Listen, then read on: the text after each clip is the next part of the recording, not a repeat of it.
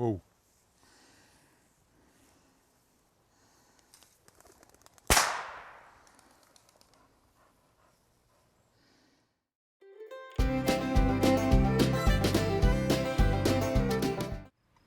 Hi folks, welcome to part 2 of The Last of the Elhews. I hope you enjoyed part 1, and you need to watch that too to completely understand this story. In this part, we're going to show you more Elhew dog work and some finishing comments from Craig. Hope you enjoy it. Bird Dogs Afield, presented by Native Performance Dog Food, providing performance diets for the canine athlete, and brought to you in part by RST, manufacturers of short chamber low pressure shot shells, Mud River Dog Products, fundamentally changing the expectations of the hunter and dog enthusiast. Pete Shoe Dryer, inventor of the footwear dryer, takes on the nuisance of foot odor. Thorogood, job-fitted footwear, handcrafted in America since 1892. Visit thoroughgoodusa.com for a dealer near you. Merkel Shotguns, made with pure passion and reliable craftsmanship that never fades. So a couple of years ago, after Brandy Wild Apple Calvados won her first championship, we wanted to get some pups from her. And at the time I had a dog called Elhew Black Dose. He was just about a year old and showed a lot of promise and was conformationally beautiful. We wanted to get back into the Elhew, so we bred this litter, and Cider's the male that's here, and we've got 3 females, litter mates here. They were born here, and he's another one that's showing a lot of promise. He'll be a shooting dog in the fall. He was 2 at the last day of March this year. All right, Cider, come on.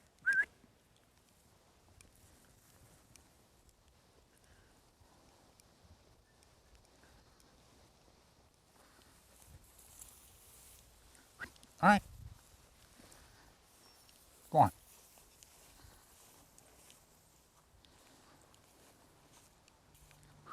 All right. All right, you got it?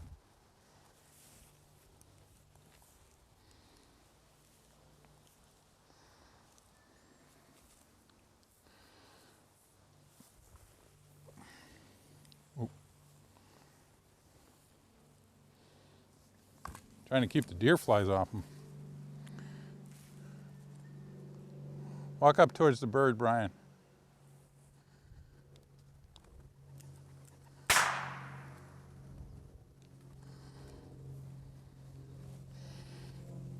So he's going to be a shooting dog in the fall, and he needs to be able to do that, just that, stand right there through the wing shot until he's released. Hopefully he'll continue on that path when we get into the wild bird trials this fall.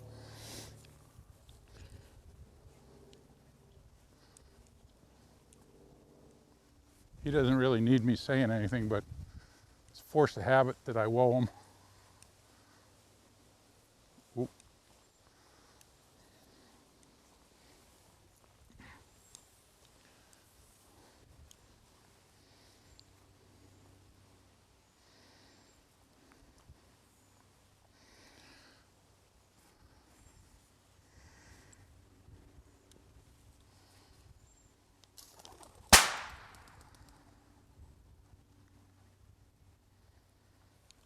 Whoa!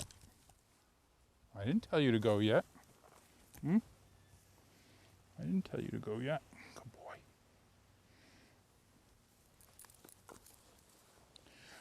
One thing, Paul, you'll find with the Elhew dogs is you don't have to be real hard with them.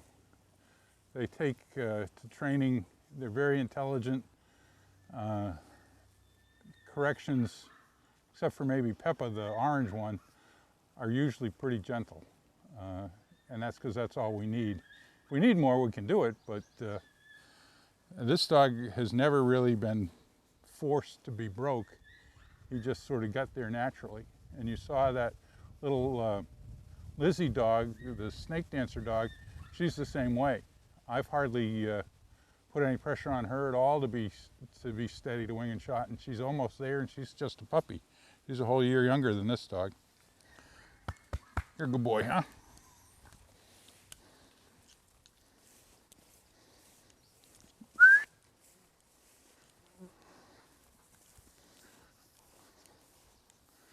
Yep.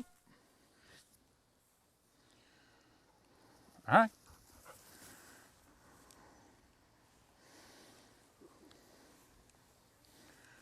Here, I'll go around behind you. No, I want to get the sun behind me. Okay.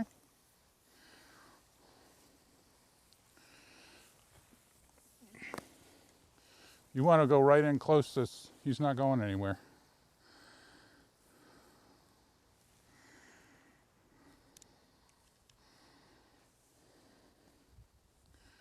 All right, John, kick around a little bit. Or Brian, that's the second time I've done that today, isn't it? Okay.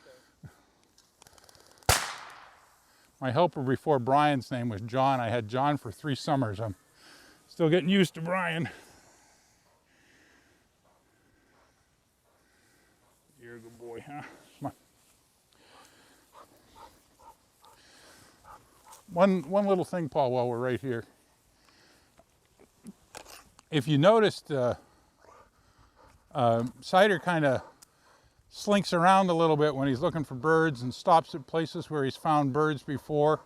Because although we try to move him around every day, the dogs are smart enough to figure out the game here.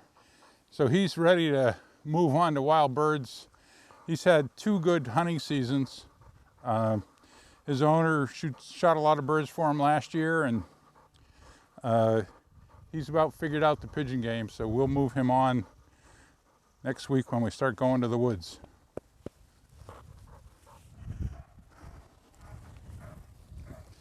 This is brother to the one we just ran, or sister rather, to the one we just ran.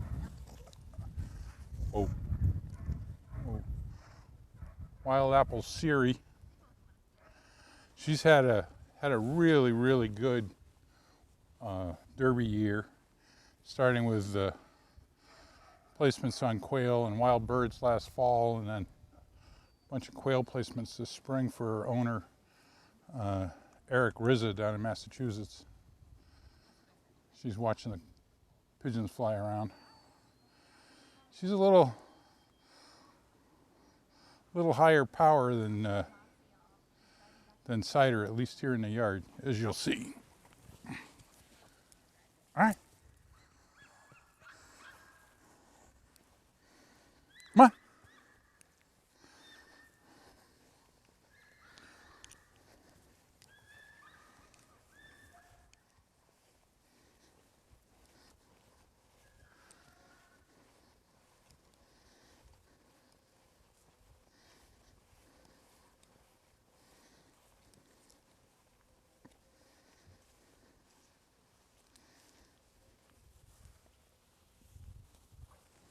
Oh.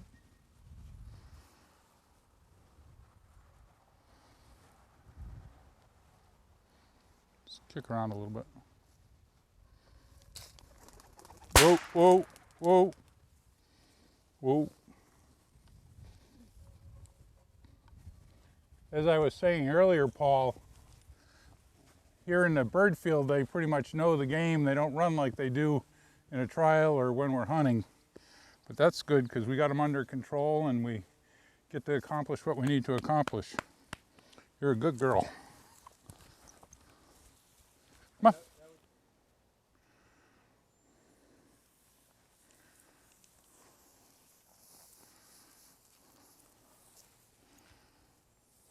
Oh, see, she doesn't have the bird still over here. Now she's got it. Whoa.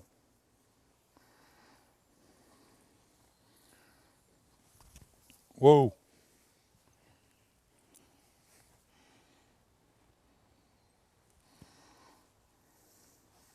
Whoa. All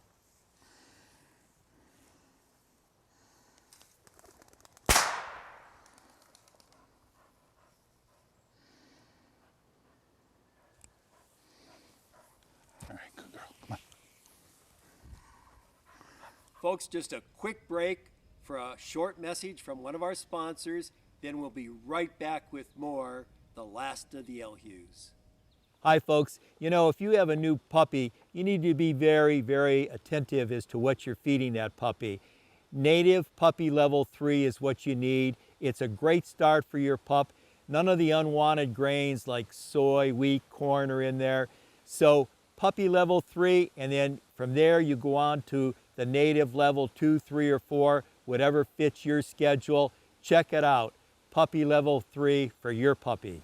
Well, Craig, that was fantastic. That was so much fun to see those dogs.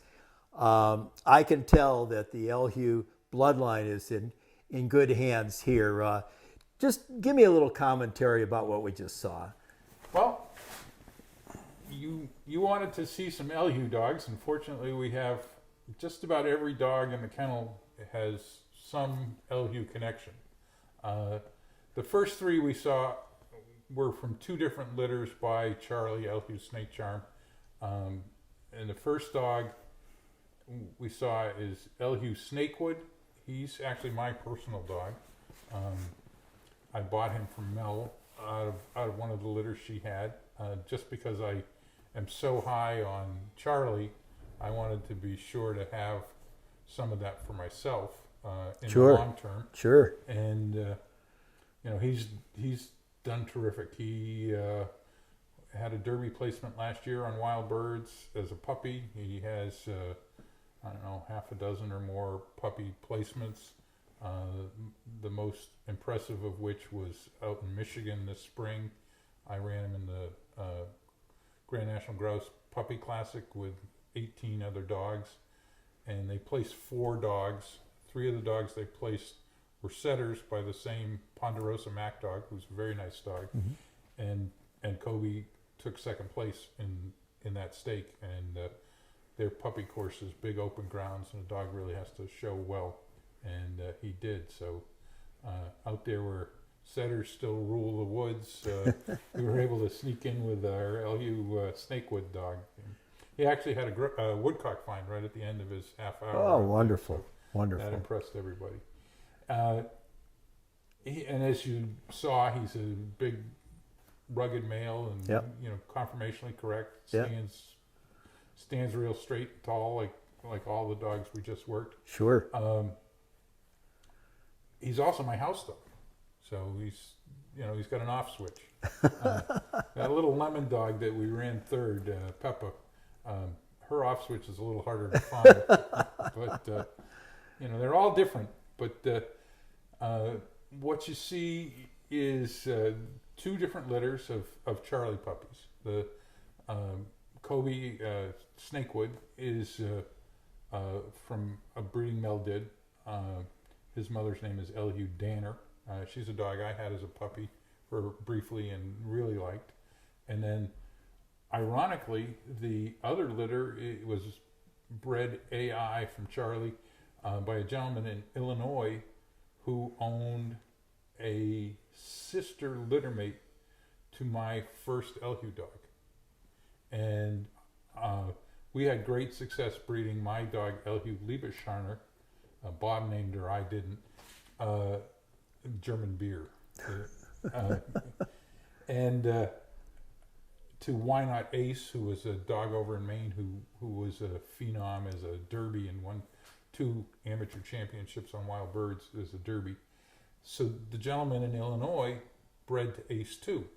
So he had that matching blood in his breeding, and he bred a bitch out of that Elhew, out of his Elhew bitch and Ace to Elhew Sinbad to get the mother of that dog, those 2 other puppies, and then bred to Charlie.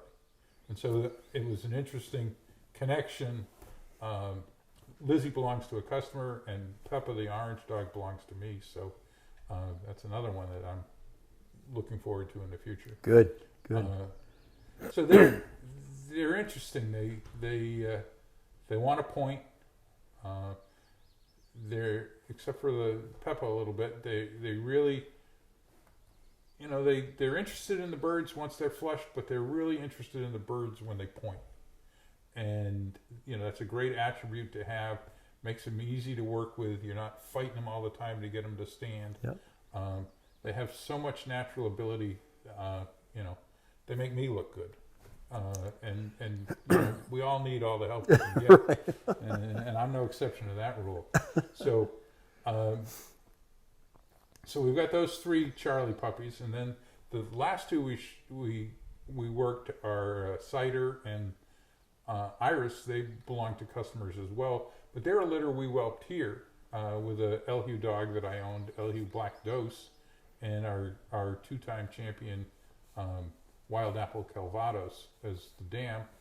And I had them for their first 5 months. They stayed with me, and then they went to their owners, and then they were back last summer prior to their derby season, and now they're here prior to their shooting dog season, and they're both being run in field trials and have both done really well.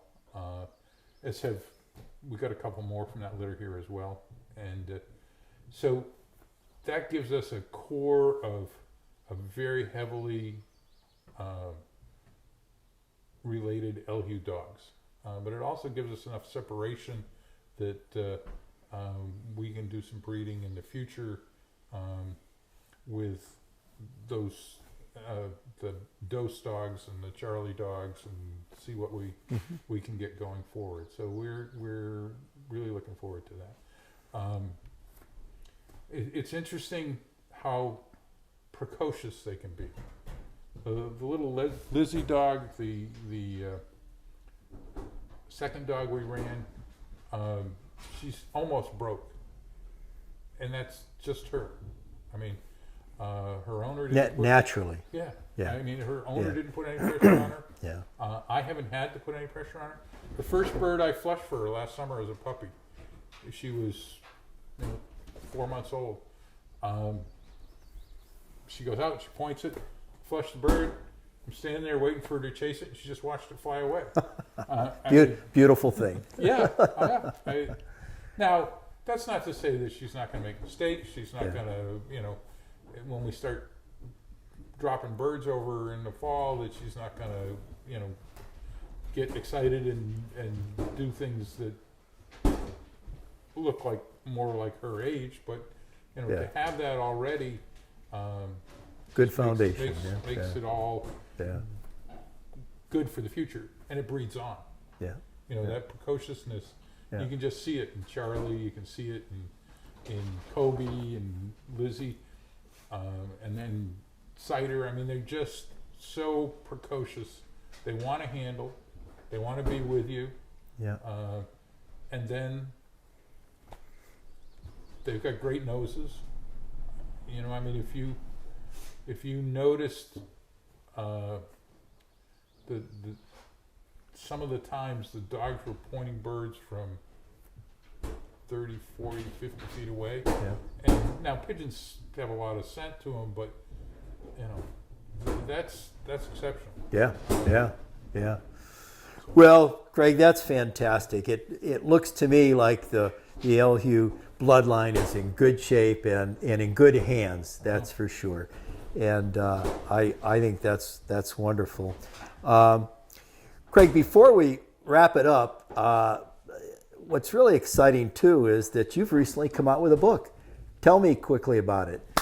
Well, it's called Building a Grouse Dog, and I'd like to claim credit for the idea, but it's one of those things where the publisher out in Montana was asking around looking for somebody who knew grouse dogs who could write, which is kind of a tough combination. Yeah. And Steve Smith, who was the editor at Pointing Dog Journal at the time, said, call this guy. And so Chuck Johnson called me a few winters ago when I was in Kentucky and said, Steve says you're the guy to do it. And I gave it some thought, and we worked out an outline together, and it's just come out a couple months ago. So it's selling really well. Now, how can our viewers go to your website? Yes. Yeah. What is that? wildapplekennel.com. All right. And they can find it there. Right across the top banner, there's a building a grouse dog, and click on it, and it's got a e-site, commerce site connected to it. I can tell you, folks, that I've read it, and it's good. So take a look. Craig, thanks so much for being with us as Thanks always. for coming up, Paul. I really appreciate your time. Thank you. You bet. Hi, folks. Merkel is my choice for a shotgun. Whether it be simple backyard clay shooting or competitive clay shooting or upland bird hunting, Merkel is spot on. You throw it up to your shoulder, it's always right there. Merkel is known for its elegant, high-performance shotguns. The new 40E field-grade shotgun is offered at an attainable and an affordable price. The Merkel shotgun is robust, reliable, and intuitive. That's what matters most when every split second counts. Check out Merkel today. You won't be disappointed. Well, folks, that's the end of part 2 of the 2-part episode titled The Last of the Elhews. I want to thank Craig Doherty at Wild Apple Kennel for helping us with this. It's something I've wanted to do for quite some time. I wanted a better understanding of where the Elhew bloodline stands today. I hope you also enjoyed it. Hope to meet you in the field someday. Bird Dogs Afield, presented by Native Performance Dog Food and brought to you in part by RST Shot Shells, Mud River Dog Products, Pete Shoe Dryer, Thorogood Footwear, and Merkel Shotguns.